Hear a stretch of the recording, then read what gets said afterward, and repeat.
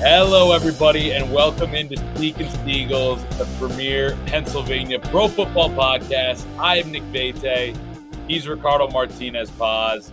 Week 6 is nearly in the books. We have a Monday night football game tonight before the Steelers and Eagles. Week 6 is in the books. Obviously, the Steelers on a bye this week, and the Philadelphia Eagles suffering their first loss. Take that any direction you want. First loss of the season. First loss in franchise history to the New York Jets. Ricardo, how are you feeling today, my man? Eagles suffering. Really, I'm not even going to sugarcoat it. It was an awful loss yesterday. Yeah, that was atrocious. I'll give you my raw emotions about the game. Just pure frustration. I texted Joe, was like, I'm so heated right now. Like the Eagles should not have lost this game. They literally handed it to the Jets, and that's just the raw emotion of it after. Like immediately, I was watching with my brother too, and I was just like sitting there in silence. I was like, just like so pissed. Like when the Eagles lose like in this kind of fashion, usually my family knows not to like like come near me or like give Ricardo his space. Yeah, like I need my space, but yeah, man, it was brutal. It was tough. How are you doing, Dude, I'm doing well, and I kind of just want to jump right on that point. Thank you for asking. I appreciate it. But I think you said it right. It's like the fashion that they lost. It's not like they got beat. The Eagles lost. They did not get beat. They lost. So, I mean, that's what's so brutal about it. They kind of beat themselves in this, and I mean, Robert Saleh can sit up there and say, oh, we've given, all these quarterbacks frustrations all seasons, whether it's, Mahomes or Jalen Hurts or whoever else they've played this season. But, yeah. I mean, a lot of those mistakes come down to the Eagles, and I felt like it was just a lot of missed opportunities and turnovers that really cost them in this game, and I'm sure you're going to kind of dive right into that as you talk about kind of some of the major factors that led to this defeat. Yeah, so I guess I'll just get right into it then. But I mean, going into this game, the Jets were without both their top corners in Sauce Gardner and DJ Reed. So that's already taking one thing into account. That's really like, all right, the Eagles should capitalize on this.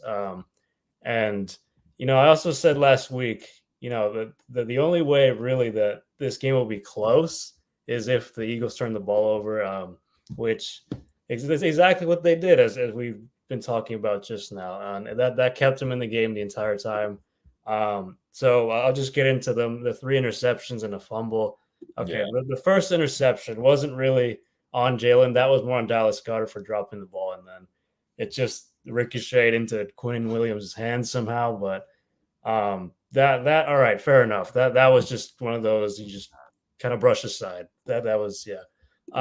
The second one, or sorry, the second turnover, the fumble from DeAndre Swift. That was just bad. I mean, that's just ball security, lack of that. And right after that, the Jets went and scored. And this was right before halftime too. And then the Eagles were going to get the ball out of the half. The Eagles were thinking, let's add some points on this drive, and instead they turn it over, give it to the Jets, who then go down the field, kick a field goal. Yeah, that directly led to the Jets getting some momentum going into halftime. Yeah, exactly. And then it was 14-9 at that point. Then the second half was just even worse than that somehow. But second interception was definitely on Jalen Hurts for holding onto the ball a bit too long. And I mean, he got hit while he threw it. And it just was kind of hanging in the air for a bit, and the Jets picked it off. That one definitely on Jalen. But the third interception, I mean, just that was egregious. That was horrible. I mean, that was rookie, like that's like a rookie mistake. Like that, just staring down the corner or the receiver basically, which was Dallas Goedert. Some people might question, it was third and 7. I think it was 3rd and 8. And I thought it was 3rd and 9.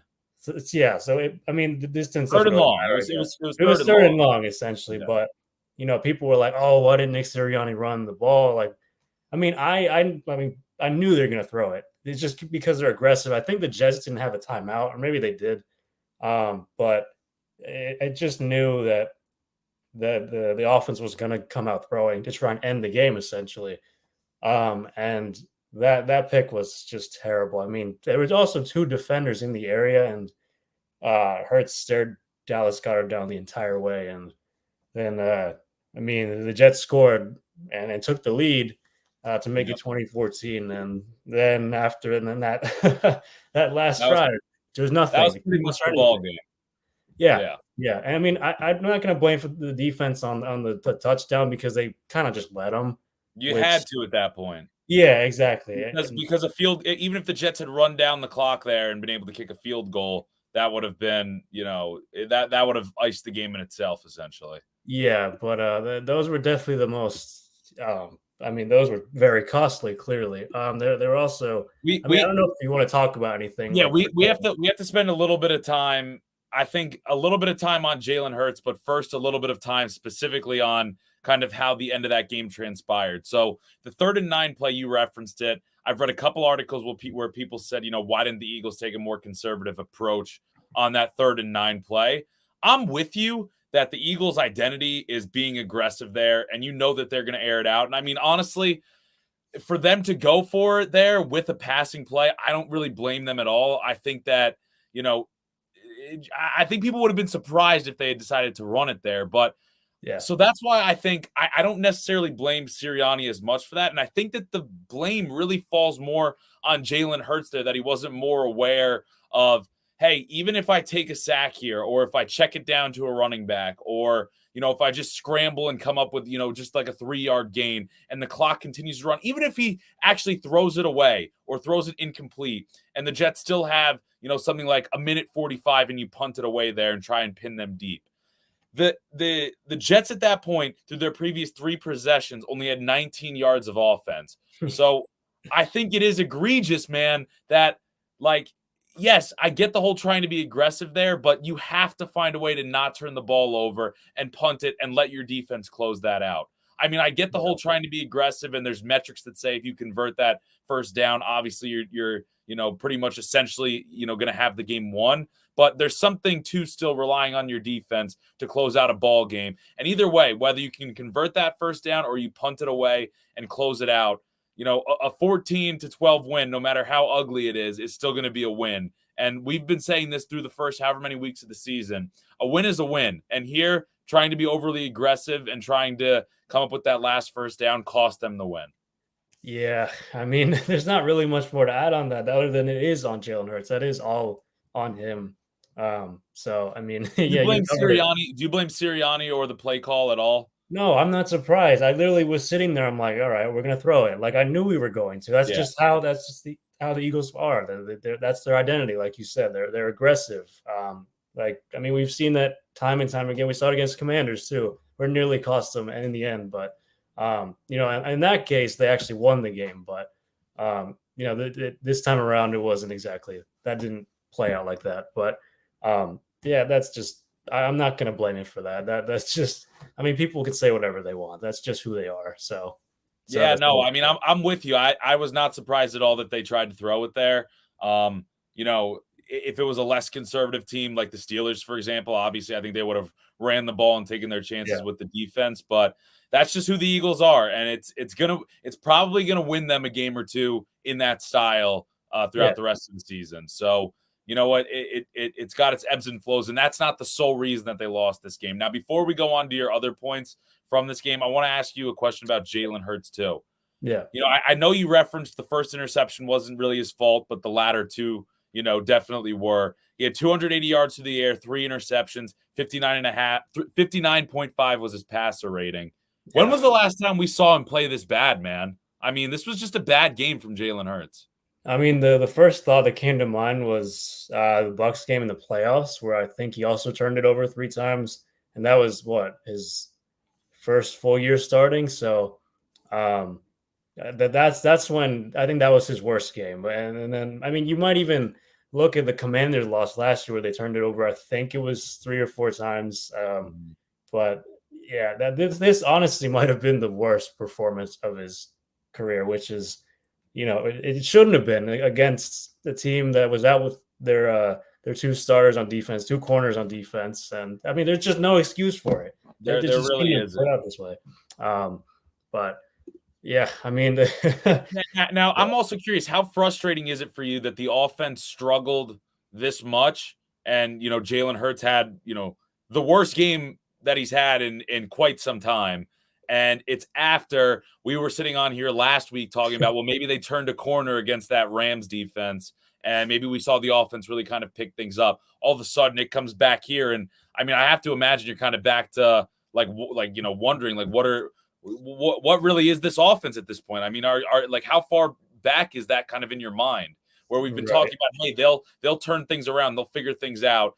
This is the point of their season to figure it out. To now, it's like, all right, they're about to enter the gauntlet of their schedule. Yeah, so I mean, I think this is where I should point out that Lane Johnson went out of the game with a what is believed to be a high ankle sprain. I mean, it's not serious. We still don't have like a timetable on his status yet, but that was such a huge loss for the offensive line, especially when Yeah, you're already without Cam Jurgens. So that right side of the line was, I mean, it's yeah, Suapeta who didn't really do that well, and then Jack Driscoll had to step in. And I've had my opinions on Driscoll, and it reminded me a bit of the Saints game last year where we just kept getting beat constantly by Cam Jordan. Um, but that certainly didn't help in this case. Losing arguably you're the best right tackle in the league. yeah, And early on in the game too, it really made life hell for Jalen Hurts. I mean, he was scrambling a lot and he was moving a lot. I feel like he was never quite comfortable in the pocket. But again, that's not really excuse. You just gotta players gotta step up, and I feel like Jack Driscoll didn't necessarily, but that it also that kind of brings them. It's like a step backwards losing Lane Johnson. That's how big of an impact he is to that offensive line because yeah. when you I have mean, someone like him, the best right tackle in the league. I mean, losing yeah, that, you're obviously gonna have a step back, and then you still aren't even really confident in your backup option in Jack Driscoll. I mean, yeah. that's a lot to deal with.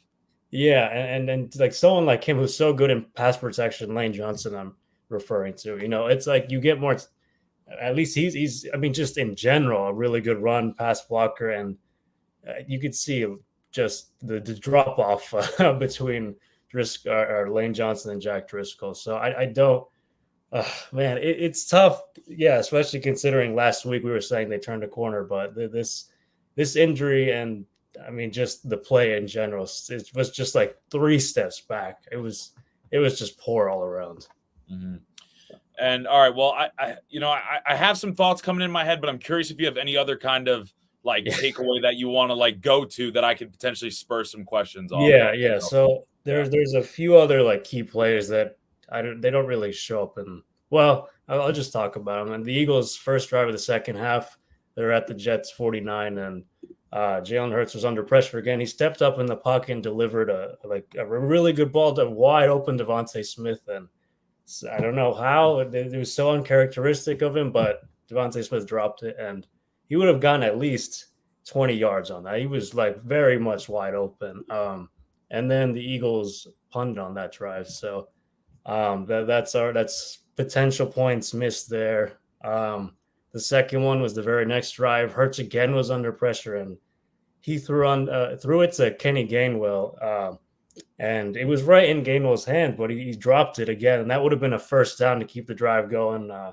Punted again, and then the biggest one has to be Jake Elliott missing that 37-yard field goal. That I don't know what happened there, but he knew he missed. He knew he like just didn't kick it well once it came off his foot. So and at that point, it would have been 17-12 if he made it. So again, that's another. I mean that would have changed the outcome of the game potentially. I mean that's man, the defense probably would have tried if I don't know a whole bunch of things would have happened there, but it would just that was a killer too. Just missing that, and man, that's yeah. for I someone mean, like him too, who makes 50+ yard field goal like is nothing to miss a 37-yarder like that. It just seemed like it was all falling apart. Like nothing was going right for the Eagles, and they lost. especially in a stadium like MetLife where he's had success before. Obviously, he plays there all the time when they're going up against the Giants. It's not Yeah, like it's really unfamiliar territory or kicking conditions. Um, I guess I got to ask. I mean, is there anything, you just kind of went through all these missed opportunities that the Eagles had where it's just like the opportunity is right there. It presents itself for points or first downs or big chunk plays that the Eagles couldn't capitalize. They just kind of shot themselves. It reminds me of the Ravens last week against the Yeah. Steelers, just opportunities where you're shooting yourself in the foot. That combined with losing the turnover battle 4-0. I mean, is there anything else that you really feel was a factor here? I mean, the defense held the Jets in check.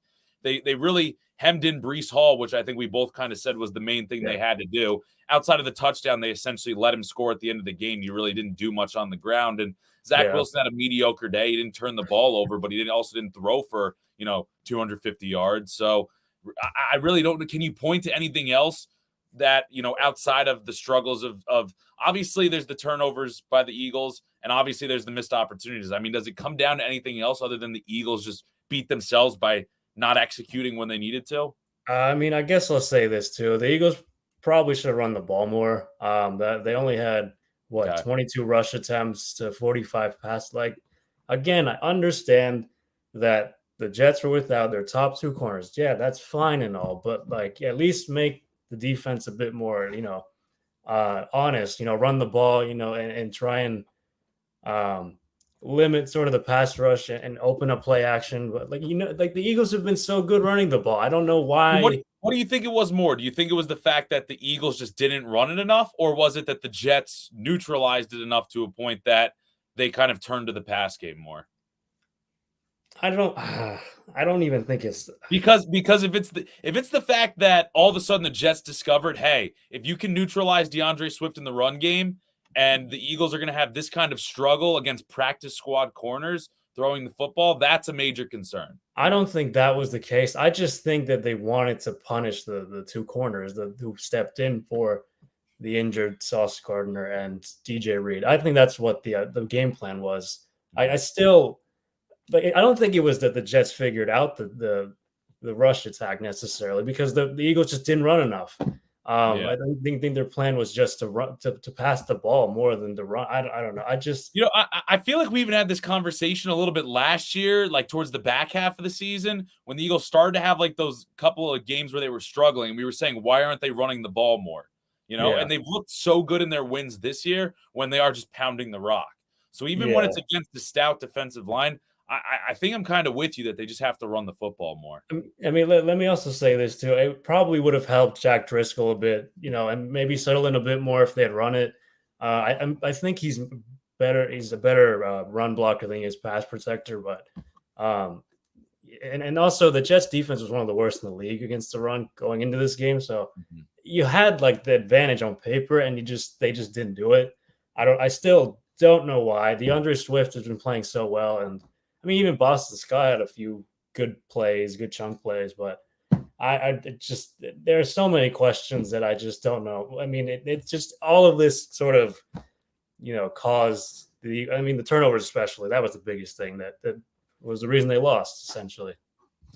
Man, it was a real stinker, Ricardo. I'm not going to sugarcoat it. I mean, I think we even, something that even comes to my mind too is it's like, I know Jason Kelsey like 2 weeks ago after they won said something to Sirianni like, we have a lot that we need to clean up. And then obviously last week he was frustrated on the sidelines. I mean, it's like, I think the Eagles recognize they're playing sloppy football, but like it got worse. It hasn't gotten better since they've kind of recognized that. And I mean, that's definitely concerning. I want to talk about kind of the upcoming schedule gauntlet that the Eagles are going to go through, but I think maybe we could save that for when we start previewing the show, previewing, next week's games and everything like that.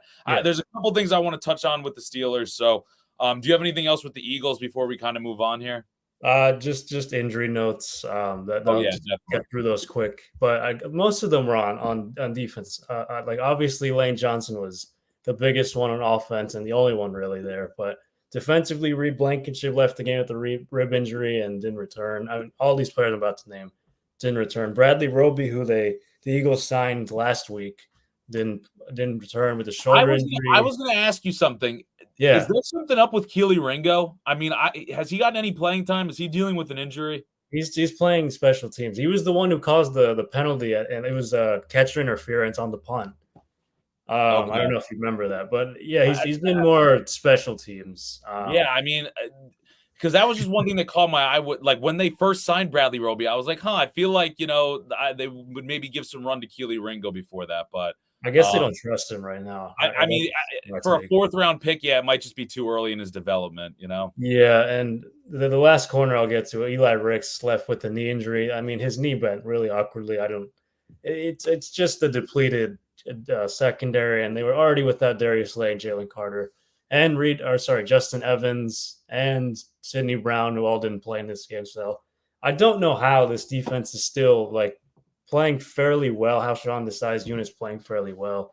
Then again, it was the Jets offense and Zach Wilson, not all that threatening once you stop the run. So I will give credit to Sean Desai for at least, keeping this game like from getting out of control, I guess, or from the Eagles losing it by way more than they probably could have if it was a better team. But I mean, that's fair. That's fair. Yeah. I mean, I think it's just the fact that I've been a big proponent that I just don't think Zach Wilson is it with the Jets. Right. I mean, I'm not going to sit here and heap praise on this defense. I mean, like they held them in check the way that they should hold them in check. This loss is more on the offense. Yeah, they did their part. So I mean, they're not the ones really, and especially banged up. I mean, they did their part. Exactly. Yeah. So but that's all I have on that front.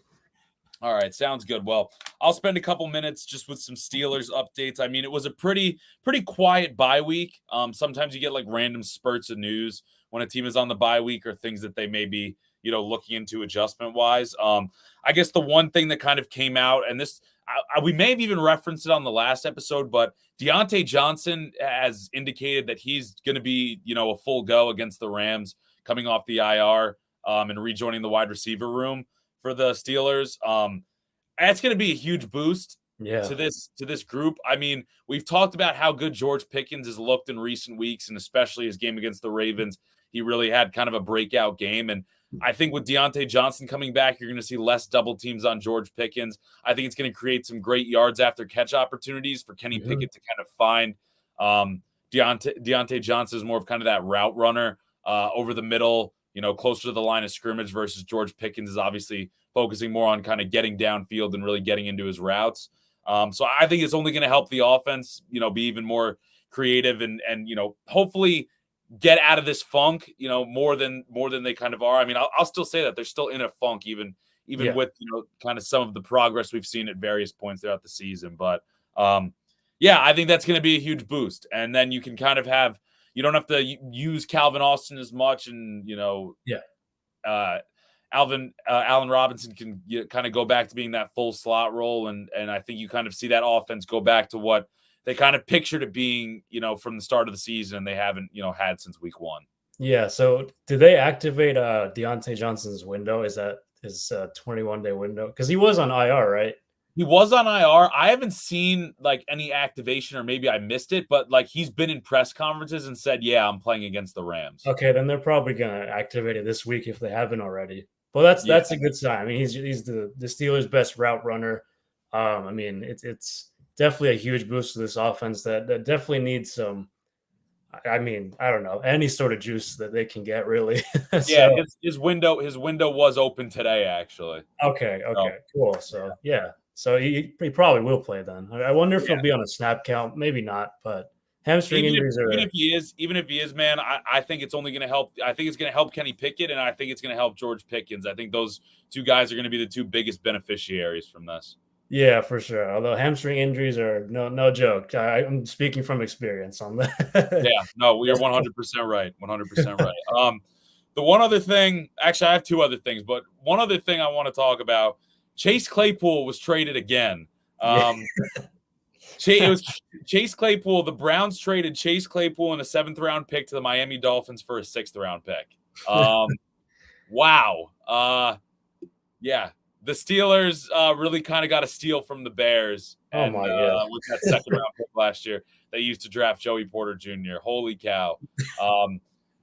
And you just see the videos resurfacing. One of our first episodes we ever did of this show was the episode where Chase Claypool was saying he was going to have like 1,300 receiving yards, double-digit touchdowns, all these stats on some podcast. I mean, he has been awful since that point. And I mean, I don't know, Ricardo, any chance that he revitalizes his career in Miami? Nah, I mean, I'd probably not. Like, I mean, dude, seriously, he may not even be like a top 5 receiver on Miami. I don't think he is. I mean, Braxton Berrios is pretty good. They have what's his name, Robbie Chosen, not Anderson anymore. Yeah, I always forget that. he's even looked good in the couple games that he's played with the Yeah, Dolphins, and obviously they've exactly. got Tyreek Hill and Jalen Yeah, Waddle. yeah. I mean, I question that, but like they didn't really give up much. It's so strange. I I mean, I don't know. I think I read somewhere they're gonna try and like get him some work at tight end, which I mean, like when he came out of college, a lot of people were high on him as like a blocking wide receiver, and I feel like there was even some talk that he could convert to tight end because of his size. But I mean, this guy's a diva, man. I mean, if he's like Yeah, gonna get sent out there to like block on half the plays he's gonna run, I at don't least know. they're putting him to use, I guess. Like I don't I know. do, dude. It's kind of sad because I always liked Claypool. I have like kind of a a liking of Notre Dame. Yeah, yeah, That was kind of my dream school. So like I've always been a fan of him to a certain degree. But I mean, things are going downhill with his career in a hurry. From really, yeah, he had an awesome rookie year, and it just was really kind of spiraled from there. yeah. It's a Um, shame, but so I don't know. We'll see if he can revitalize anything in Miami, but I wouldn't get optimistic. And then the last thing that I want to talk about, man. I mean, I'm not going to turn this into some long spiel on Matt Canada, but have you seen fans at Pittsburgh Penguins hockey game yes, chanting "Fire Canada"? Like, yeah, holy mackerel, dude! This guy cannot escape it anywhere in Pittsburgh. Um, Pittsburgh Penguins home opener. Fans are chanting "Fire Canada." The Pittsburgh Penguins' second game of the season was down in Washington, and there was a group of fans that all kind of met up, somewhere in Washington D.C. I think it was in front of like the Lincoln Memorial or something. And they started. There was like 100 of them all chanting "Fire Canada" together, man. Oh man, I mean that really shows. That's very telling. Pittsburgh fans want him gone. I That's mean, dude, they want him majority. gone. Yeah, I yeah, mean, we're about to enter week 7, dude, and I mean, unless things get turned around here, it's going to take a monumental change for him to have a job next year, especially because this is, he's coming up on the end of his contract as well. yeah. Exactly. He's not gonna get renewed. Like whatever. That's There would be riots in the streets of Pittsburgh. there would. I would riot too, and I'm not even a Steelers fan. All right. So that's all I have for kind of Steelers notes. We'll get into the preview in a second. I don't really have any stock up, stock down because it's the bye week, but I'm curious Yeah, if you have, I'm sure that you have a couple that you want to run through. So let's transition over to stock up, stock down for the Eagles yeah. after this Jets week. Let's see. Which one do I start with? Do I start with the good or the bad? Why don't you start with the good? Okay, the good Hassan Reddick is I my. knew you were going to go there. I mean, he had 2.5 sacks this game, and they were pretty important. And I'll include Josh Sweat because those two. I mean, they've been. I mean, Hassan Reddick recently has been playing really well. He has 5.5 sacks on the season. Josh Sweat with 3.5. He also had a sack yesterday and 2 tackles for a loss. So then they're both playing really well. I mean, that's not really surprising considering you paid them both and that Yeah. they're your top 2 edge rushers. So The thing with Reddick too is it's like we even talked about it a little bit, and I think it was more to do than nothing with like Reddick struggling the first couple weeks, not recording a sack, but he already has after this game he has more sacks through week 6 of this year than he did through week 6 of last year. So he's right back to being the Hassan Reddick you expect, yeah, top 10, top 7 pass rusher in the NFL. yeah, I'm not worried about them now. I'm not, especially after getting that thumb brace off, which I don't know if I even brought up because he had surgery on that before, but And yeah, he's even said he sees his production kind of come in waves where, he'll have, maybe kind of some downtimes, but when it rains, it pours with him. So yeah. he's hot right now at the edge rusher position. Yeah, that looking good so far. But who's not looking good? Jalen Hurts. I mean, Yeah. I could throw the entire offense into this, but I'll kind of narrow it down to him and the right side of the offensive line. Like I said, I mean that's man, that was a disaster. I mean, Suopeta, I mean, he's been fine, serviceable. Being in between Lane Johnson and Jason Kelsey, it definitely helps. But now alongside Jack Driscoll, like they both just struggled mightily yesterday against that pretty good defensive line, probably one of the best in the league. But Yeah. it wasn't pretty for sure for them too. Um, So yeah, we're gonna have to monitor that high ankle sprain situation.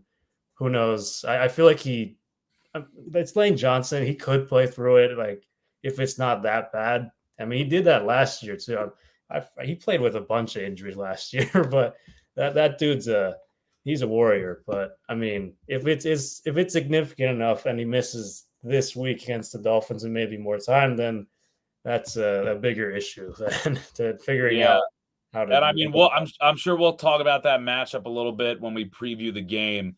Yeah, But one other thing with stock down, I'm surprised. Did you think about Devontae Smith at all? I mean, he had obviously the costly drop in this game. It felt like he was just off a little bit in this game. I mean, I know obviously his production's been down because they've been feeding Dallas Goedert a lot, and obviously AJ Brown has had a lot of big games. But I definitely thought of him too, just because of kind of like the way that he kind of had his little pouting on the sideline last week, and then to come back this week and struggle. I don't know. I thought about that a little bit, but I'm curious your take on it, or if it's not quite to that point yet.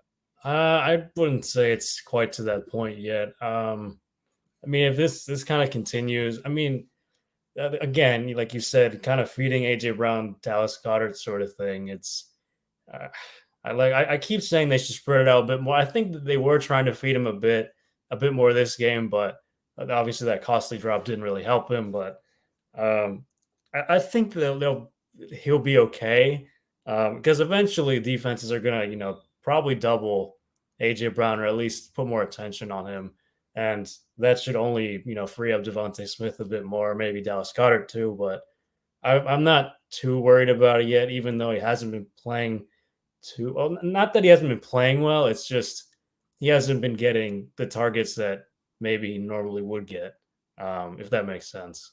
Yeah, no, that's fair. I mean, I just brought it up because it's something I'm starting to keep my eye on. But Yeah, I mean, I get it. We'll have to see. I'm not worried about him either. But I mean, for the expectations, I thought that he was going to outpace AJ Brown in receiving yards this year. I right. I really mean, did. he could.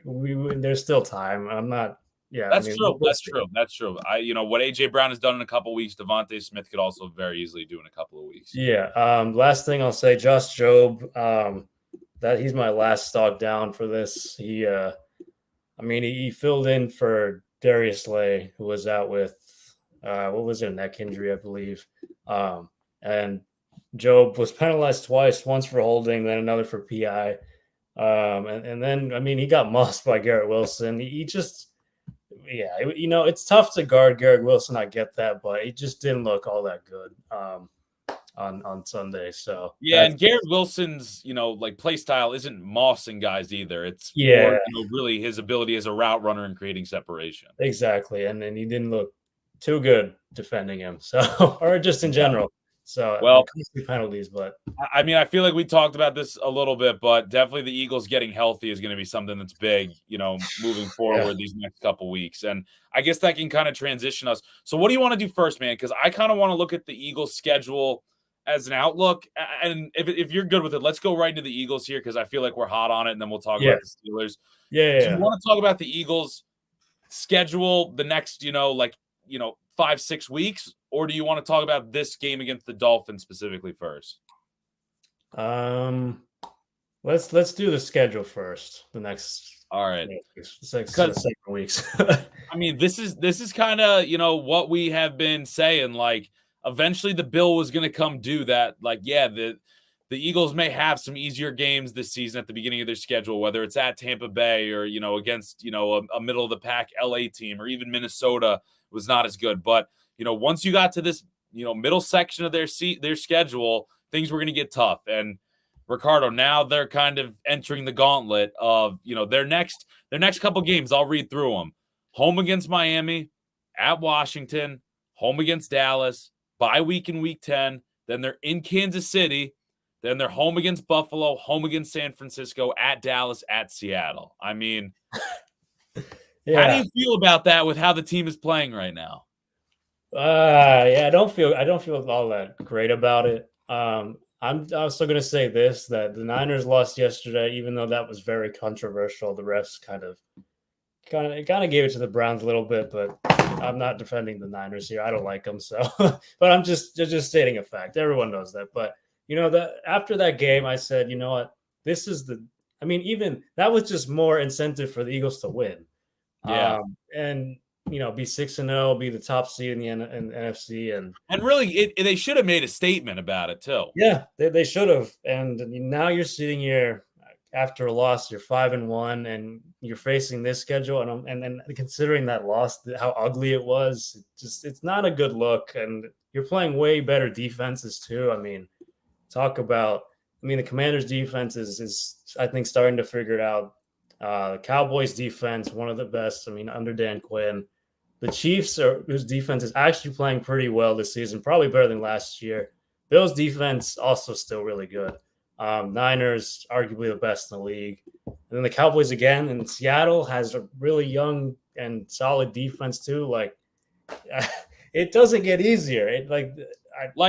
It's so tough. Like, offensively is what I'm worried about. We've seen. You're right, dude. We've seen, and look at it this way too. We've seen Miami. Like, they have the top offense in football this season. Washington almost beat the Eagles last year and actually gave them a little bit of a run for their money, forcing the overtime game in week 4. Then you're talking about Dallas, Kansas City, Buffalo, San Francisco, Dallas again, Seattle. All of those teams were playoff teams last year. Exactly. And they're all right now, if the playoffs ended today, I believe all of them would be in a playoffs position, or at least I believe they'd all be in a playoff position right now outside of Washington.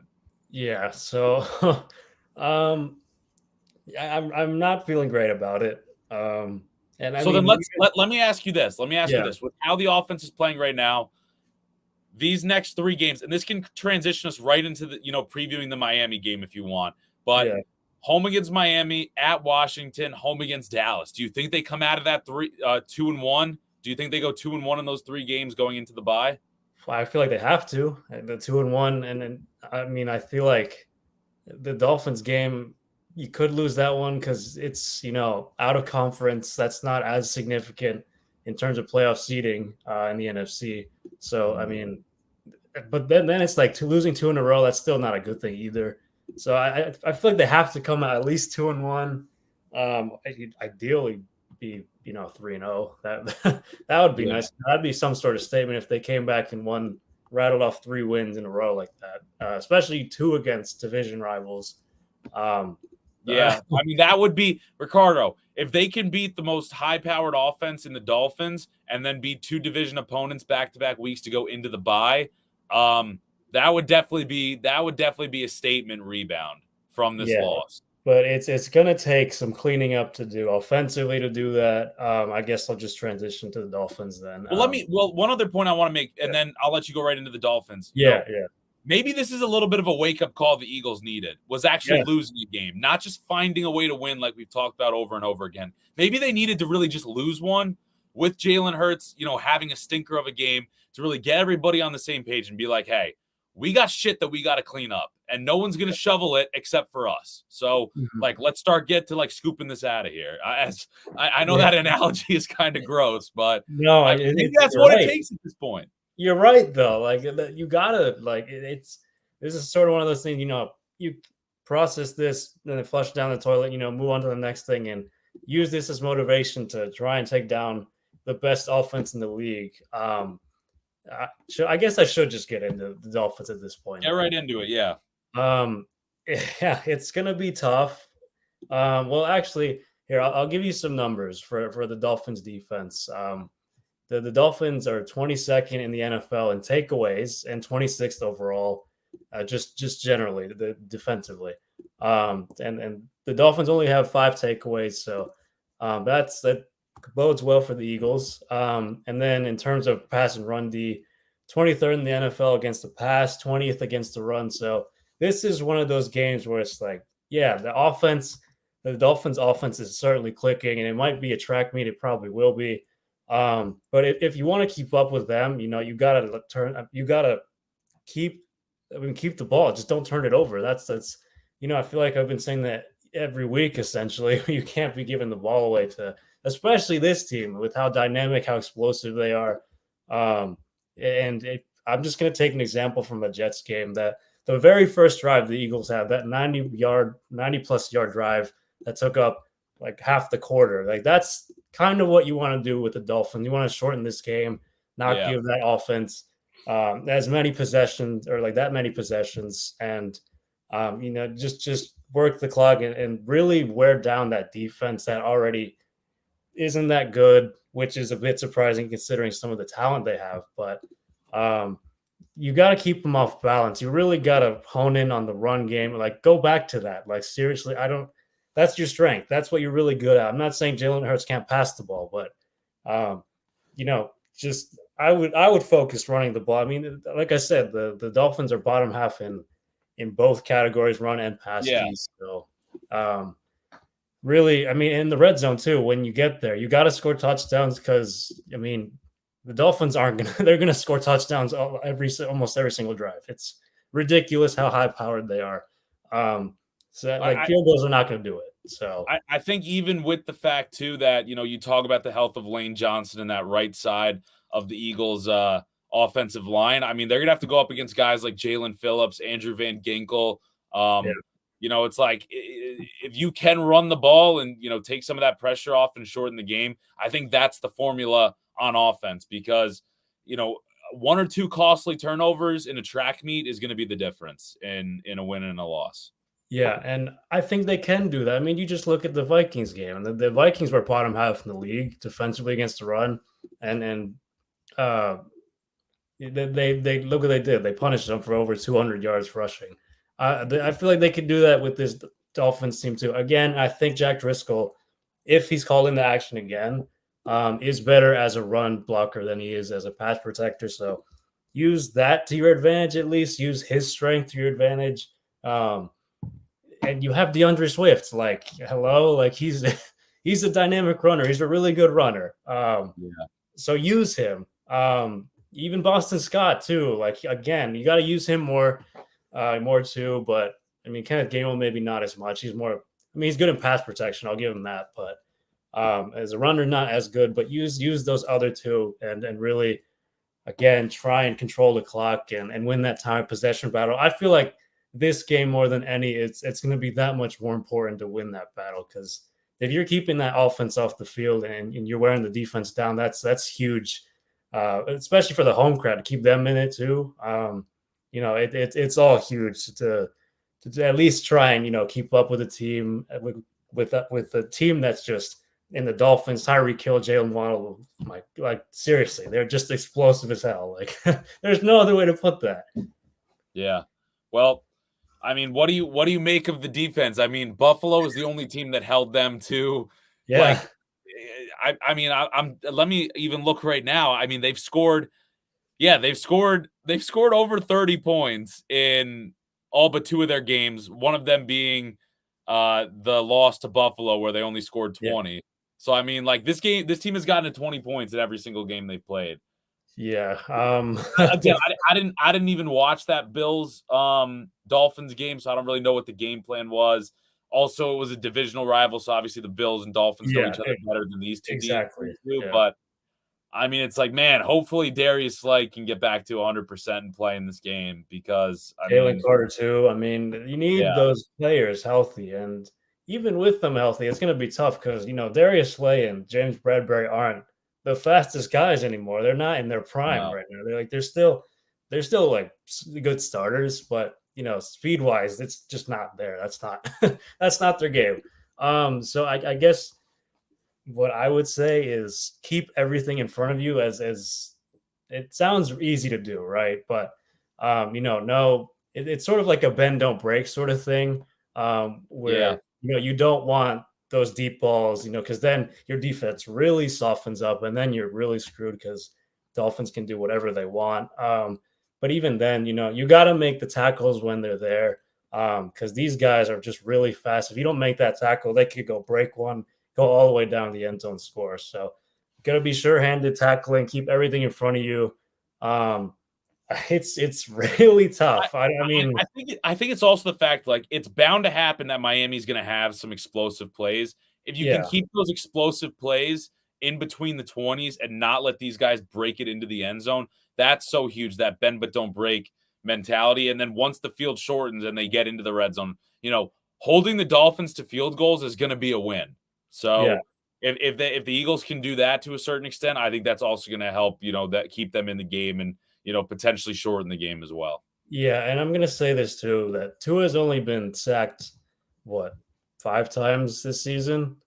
He gets the ball out really quick. He's not gonna hold on to it very long. So in terms of defensive linemen, I would say keep if you know you're not gonna get to him, put your hands up at least. Like that Yeah. that's something that could potentially work in your favor. And who knows, a tip could go your way and the Eagles get an interception or something like that. But it's gonna be really tough. It's all like the little details that are gonna be even more important in this game, things like that. So Yeah, absolutely. just try and limit their explosiveness and again, bend don't break sort of mentality. But it's gonna be really, really tough to do that against this team. So Yeah. Do you have anything else you want to do before we kind of do the prediction here? um no, I mean it's gonna be really tough to stop the offense. That's all I really have. Yeah. I mean, I guess that is kind of the main thing here that it's going to come down to. And I have the line here. So Philadelphia is favored by 2.5. I'm trying to get the over under back up here as well. I feel like they shouldn't be, but whatever. That's my opinion. Yeah, well, I mean, it's It is interesting. home. They're favored by 2.5. The Eagles are home. They're 136 favorites on the money line, and the over under is set at over under 52.5. So Vegas is expecting a lot of points. Eagles are still favored. I guess Vegas is seeing them potentially bouncing back at home. Sunday night football game too, so it'll be on NBC. Yeah. What's your take on it, Ricardo? Listen, again, I was wrong last week, right? I'm pretty sure I was wrong for the spread and the over under. I think I was. I might have been right on the under. I don't remember. I know you have it written down, but I'm gonna say, Yeah, well, we were both wrong. I haven't been keeping track of the over under as much. We were both wrong okay, on the that's spread fine. because we both had the Eagles winning and covering. So Yeah. yeah, That just didn't work. All right, let's. I'm gonna go back to going against the Eagle spread and say that the Dolphins cover it. I think the Dolphins win 31-28, but that's me ooh, kind of reverse jinxing it, if that makes sense. I don't know. 31-28. It is going to be high scoring, I feel like. Yeah, I don't really know how else to put it because I think this offense can keep up as long as they don't turn the ball over. So that's just yeah. I agree with you.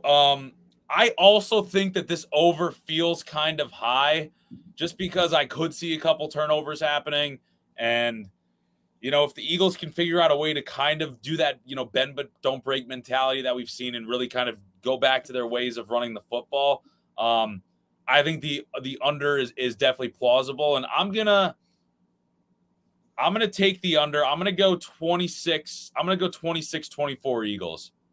Okay, But I don't have them covering the spread. 26-24 Eagles. Yeah, and I'm gonna roll with that.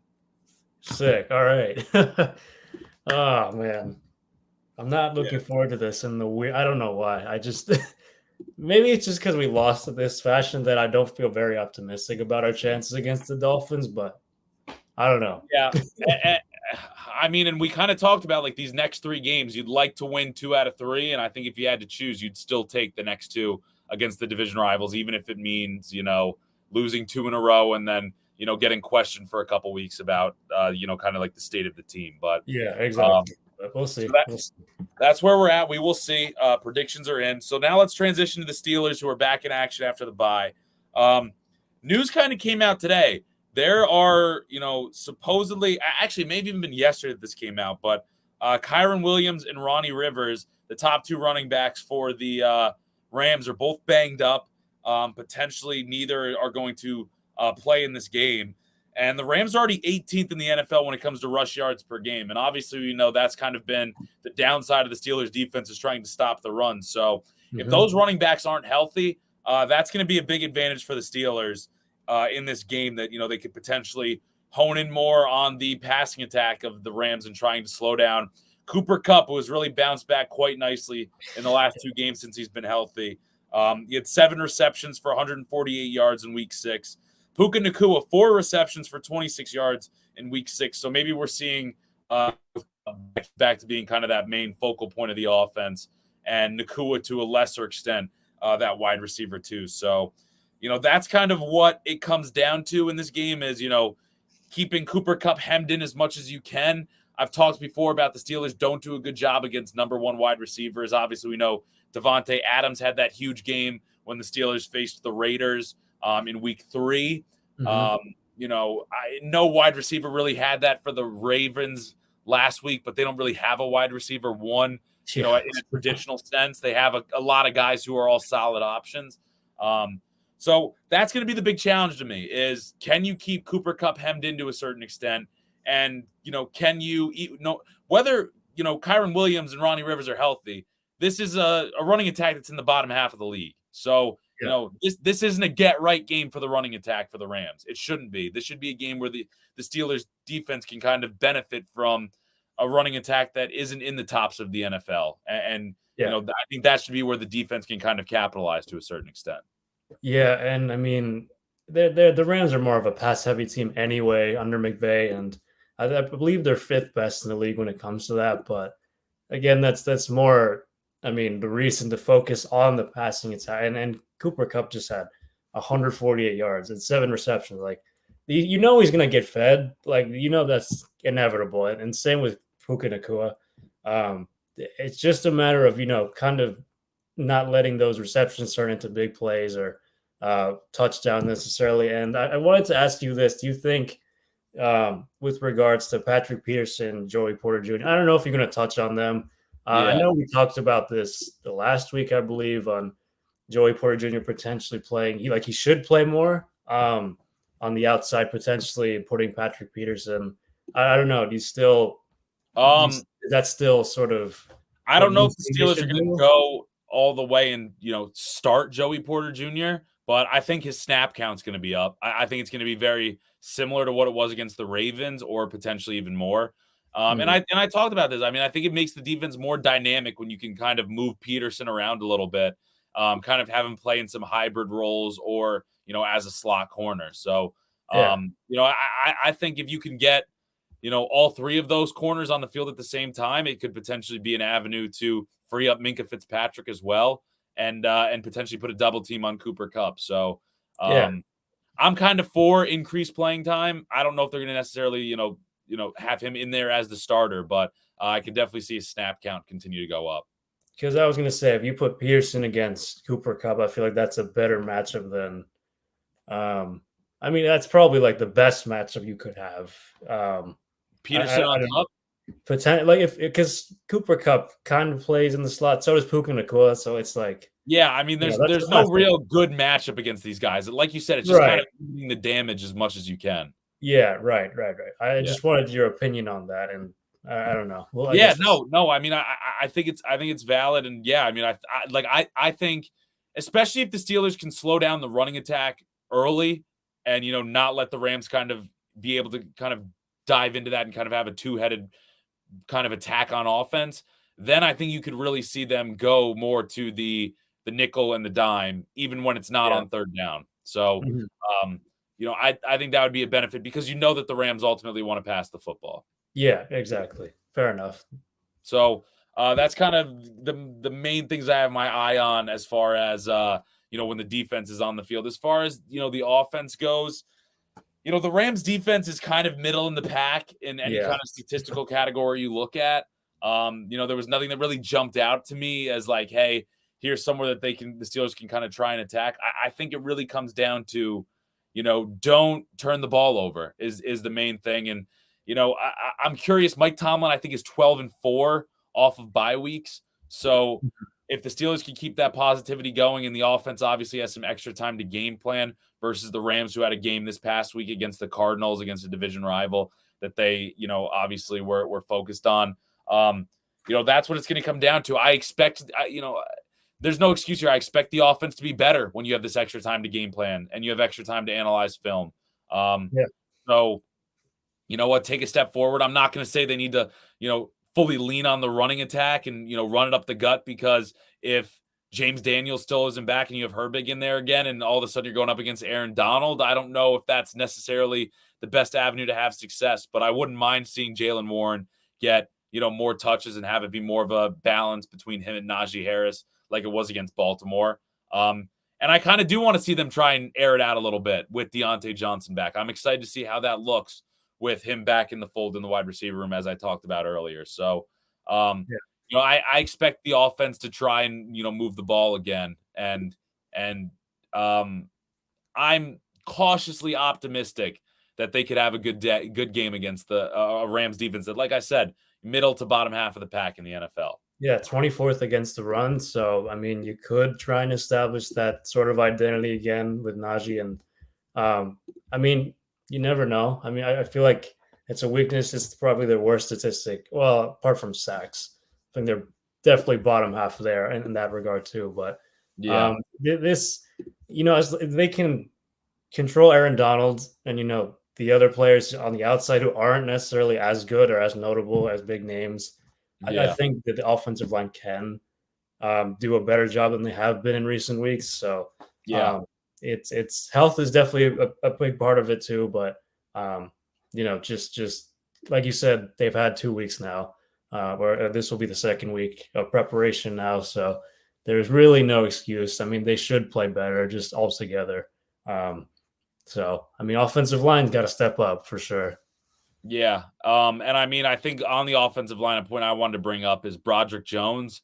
I haven't really heard any updates on Dan Moore Jr. I'd like to see Jones get the start again. He'd be lined up opposite, I think Jonah Williams is there as a defensive end. And I think also they have Byron Young, who I believe is a draft pick they had this year. I don't really, again, they don't have a lot of big names on the defensive side of the football. And Broderick Jones looked pretty solid last week. So I'm hoping that they give him the start again here in week 7. Even if Dan Moore Jr. is healthy, I think, it's his time. It's time. Let's get Broderick Jones in there for the rest of the season. And then, we'll have to monitor the health of the interior as well with James Daniels was obviously down with the injury the last couple weeks. So we'll see if he can get back. The other matchup that I'm kind of interested in going to have an eye on is Ahkello Witherspoon, former Steeler, starting at corner for the Rams. So I potentially a matchup that Pickens or Deontay Johnson could take advantage of, having, worked against Ahkello Witherspoons for a couple years in practice and training camps and stuff like that. So we'll see if they can kind of make him look bad, expose him a little bit in the secondary. But it's a young secondary as well. A lot of late round draft picks from the last year or two. So we'll see if the wide receivers can kind of take advantage here, and if the Steelers can kind of keep the pocket protected. I think you mentioned the Rams have kind of struggled getting to the quarterback. So maybe some things that could go the Steelers' way. As far as the betting line is concerned, this is a 4:00 afternoon window game. The Rams are favored by 3 points, and the over-under is set at 43.5. So you really have two clashing styles here, where the Rams are a high-octane offense looking to put up points. The Steelers, obviously, their offense kind of, near the bottom of the league, relying more on their defense. So two very different styles. I guess I see this game going. I really do think that the Steelers can win this game. This is a game that after the bye and the Rams, obviously having to play last week, I've kind of had this circle to saying, hey, if the Steelers can game plan and just kind of keep up with the offense of the Rams to a certain extent, I have faith in the defense to slow them down. So I'm going to take the Steelers, finding a way to win this one. I don't think it goes over. I think we kind of get a random score, and I'm going to go with – I do think we're going to get like some kind of a random score. I'm going to go – Scorigami. I'm going to go 22-18. The Steelers win, and it stays under. Yeah, that is a weird one. Oh, man. See, I'm doing this in sort of the sense of like reverse jinxing. So I'm gonna take the Rams spread. Okay.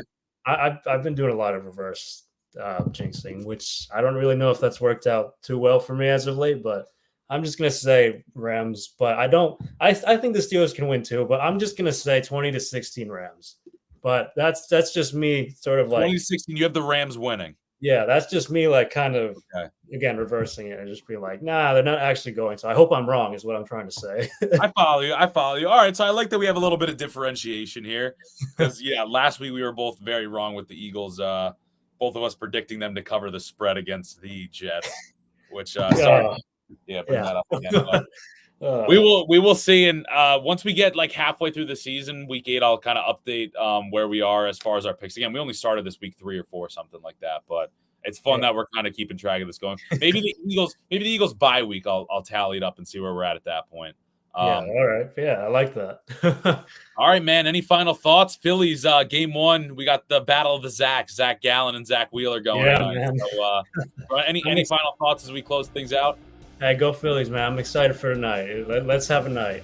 Yeah, man. Hey, I mean, if there's nothing better to wash out the taste of a bad Eagles loss than the Phillies winning game 1 of the NLCS. So Oh, we'll yeah. keep an eye on that, and we'll be back next week breaking down Week 7 action between the Steelers and the Eagles.